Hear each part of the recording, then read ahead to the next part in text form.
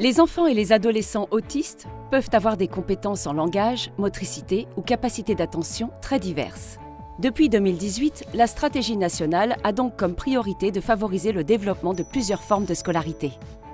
Ce qui est privilégié, c'est d'abord une scolarisation à l'école, dans une classe ordinaire, au collège ou au lycée, c'est-à-dire dans une classe avec les autres enfants du même âge. Quand il est en classe, l'élève peut être accompagné par un accompagnant d'élèves en situation de handicap, AESH. Selon les besoins de chaque élève, l'AESH l'aide à organiser son travail, à communiquer, à maintenir son attention, etc. L'élève peut aussi être accompagné par des spécialistes tels qu'un éducateur, un psychologue, un psychomotricien, un orthophoniste. Ces spécialistes peuvent intervenir pendant le temps scolaire. Dans certains cas, la scolarité se fait avec l'appui d'une unité localisée pour l'inclusion scolaire, ULIS.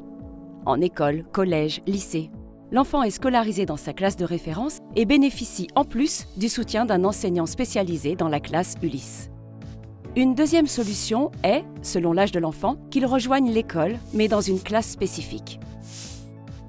Cette classe s'appelle Unité d'enseignement maternel autisme, UEMA, ou Unité d'enseignement élémentaire autisme, UEEA. La classe est animée par une équipe spécialement formée à l'autisme et aux bonnes pratiques recommandées par la Haute Autorité de Santé.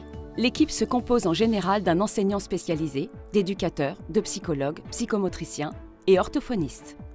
Les enfants bénéficient donc de l'environnement éducatif ordinaire d'une école et d'actions éducatives et rééducatives spécialisées.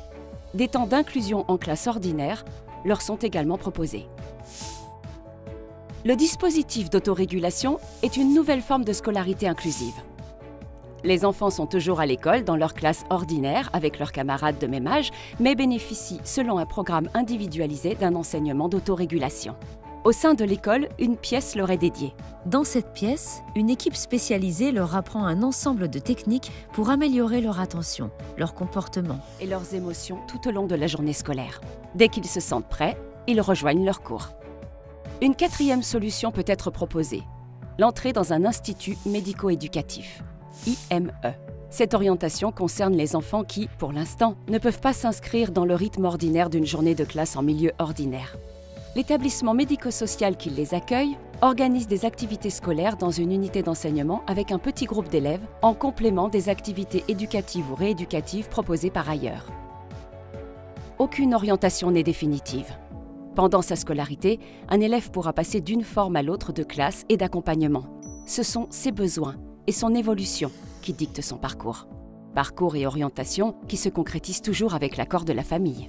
Une étroite coopération entre l'école et la famille est d'ailleurs nécessaire en permanence.